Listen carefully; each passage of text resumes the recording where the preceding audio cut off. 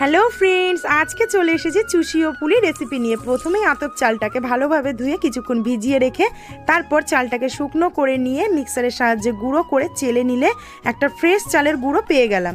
তারপর কড়াইতে জল গরম করে চালের গুঁড়োটা অল্প অল্প করে দিয়ে চালের একটা ডো তৈরি করে নেব চালের গুঁড়োর। তারপরে হাতের সাহায্যে চষিগুলো সব রেডি করে নেব।